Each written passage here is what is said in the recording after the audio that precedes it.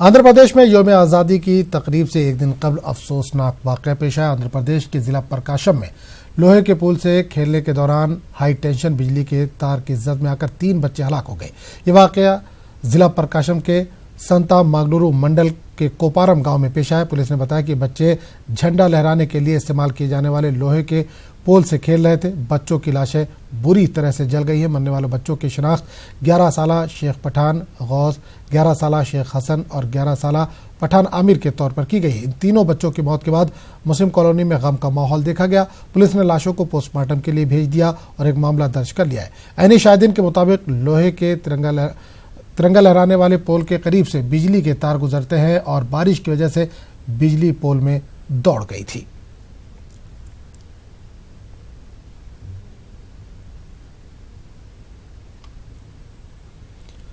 महाराष्ट्र में कहीं बारिश से तोगयानी की सूरत हाल तो कहीं दूर दूर तक बारिश का नामो निशान नहीं।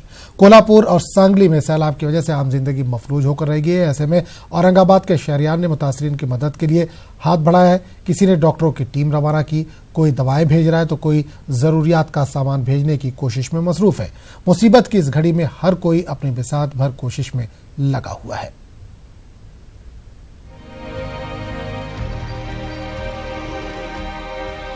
महाराष्ट्र के कोल्हापुर और सांगली में बारिश की वजह से आई तोगयानी से शहर के शहर पानी में डूब चुके हैं। वहां के शहरियान को महफूज मकामात पर मुंतकिल किया गया है। बारिश का जोर थम चुका है, लेकिन अब इन इलाकों में वबाई अमराज फैलने का खदशा है। ऐसे में औरंगाबाद के शहरियान ने ईद के मौके पर अपने मुसीबत ज़दा भाइयों के लिए मदद का हाथ बढ़ाया है। Indian institute of medical sciences and research और दीगर फलाही इदारों की जानिब से डॉक्टरों की टीम और तमाम तिब्बी सहूलियात से आरास्ता एम्बुलेंस रवाना की गई है। इस एम्बुलेंस को MP इम्तियाज जलील ने हरी झंडी दिखाई और इसी के मद्देनज़र आज औरंगाबाद शहर से Indian institute of medical science and research ये संस्था ने अपनी ओर से बहुत सारे मेडिसिन्स और डॉक्टर्स की एक टीम कोल्हापुर और सांगली के लिए रवाना कर रहे हैं ताकि जो बारिश की वजह से अब जो बीमारियां फैलने का डर है उसे कंट्रोल करने के लिए बहुत ज़रूरी था। हमारे Indian institute of medical science and research के माध्यम से कुछ वहाँ पर डॉक्टरों की टीम्स मेडिसिन्स एम्बुलेंस में भेज रहे हैं। हमारे औरंगाबाद के खासदार इम्तियाज जलील साहब ने उसको हरी झंडी दिखाकर उसको रवानगी की है। कोल्हापुर और सांगली में शहरियान का बुरा हाल है। वहाँ खाने पीने की किल्लत है, दवाओं और गोलियों की किल्लत है। तमाम मकानात और दुकानें पानी में डूब चुके हैं, इसलिए मुतासरीन को ज्यादा से ज्यादा इमदाद की जरूरत है। कोल्हापुर और सांगली में मुसलमानों ने अपने मदरसे और मसाजिद को मुतासरीन के लिए खोल दिया है। दुख की इस घड़ी में इंसानियत को बचाने पर जोर दिया जा रहा है।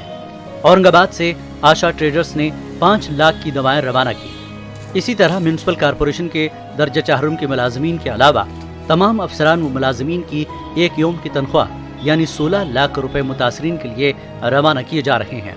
इस बात की जानकारी औरंगाबाद के मेयर नंद कुमार घोड़ेले ने दी है। हमने छोटी सी मदद हमारी तरफ से यहाँ से 5 लाख की दवाएं जो है वहाँ के पीड़ित लोगों के लिए भेज रहे हैं। इसके अंदर पैरासीटामोल, एंटीबायोटिक्स, प्रेग्नेंट लेडियों के लिए कैल्शियम, ऐसी सब दवाएं और ये हमारे पूरे डॉक्टर की टीम साथ में जा रही है और उनको हैंड ओवर करेगी चेकअप करके। क्लास 4 का छोड़ दिए, क्लास 1, क्लास 2, क्लास 3 ये सभी हमारे ऑफिसर्स कर्मचारियों के एक दिन की पेमेंट हम लगभग 11 लाख रुपए ऑफिसर्स एसोसिएशन, कर्मचारी एसोसिएशन और दूसरा जो है हमारे सम्मान्य कारपोरेटर के माध्यम से पूरे 5 लाख रुपए, ऐसे 16 लाख रुपए की हेल्प हम फ्लड अफेक्टेड सांगली और कोल्हापुर के लोगों के लिए हम कर रहे हैं। कोल्हापुर और सांगली के सैलाब ज़दगान के लिए औरंगाबाद शहर की तकरीबन तमाम NGOs फलाही इक़दामात में मसरूफ़ हैं। जमात इस्लामी हिंद और दीगर तंजीमों ने भी अपनी टीमें वहां रवाना की है। मुतासरीन को दवाओं और डॉक्टरों की शदीद कमी महसूस हो रही है। ऐसे में औरंगाबाद के शहरियान इंसानी बुनियादों पर इमदाद में मसरूफ हैं। न्यूज़ 18 उर्दू के लिए औरंगाबाद से अजहरुद्दीन की रिपोर्ट।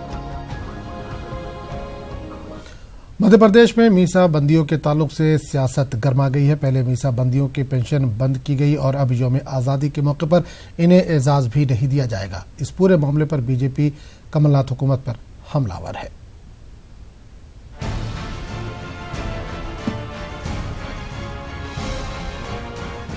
कांग्रेस हुकूमत यौम आज़ादी के मौके पर मीसा बंदियों को एजाज नहीं देगी। इस पर बीजेपी के रियासती सदर राकेश सिंह ने कांग्रेस पर हमला बोला। इन्होंने कहा कि कांग्रेस को दफा 370 लगे रहने पर एतराज नहीं है, लेकिन मीसा बंदियों को एजाज देने पर एतराज है। उन्होंने ये भी इल्जाम लगाया कि कांग्रेस बदले की सियासत कर रही है।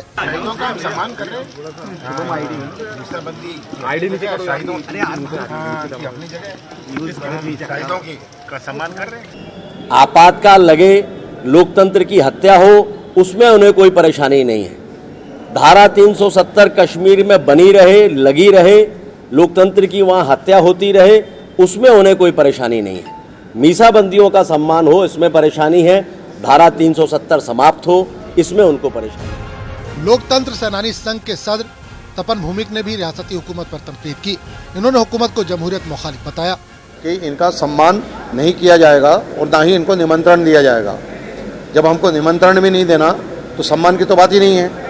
तो निश्चित रूप से लोकतंत्र सेनानी संघ के अध्यक्ष होने के नाते मैं इसकी निंदा करता हूं और मैं केवल शासन से यही अनुरोध कर सकता हूं कि इनको सद्बुद्धि दे और प्रजातंत्र के रक्षकों को ये पहचाने।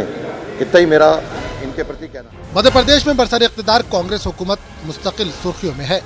पहले पेंशन पर पाबंदी लगाई, इसके बाद मीसा बंदियों के एजाज को रोकने पर बीजेपी के जरिए की जा रही तनकीद का सामना कर रही है। वादे रहे कि इमरजेंसी के दौरान जेलों में बंद मीसा बंदियों को साबिका बीजेपी हुकूमत ने अहमियत दी थी और एजाज से नवाजा करती थी, लेकिन कमलनाथ हुकूमत ने इसे खत्म कर दिया। शरद श्रीवास्तव, न्यूज़ 18, भोपाल।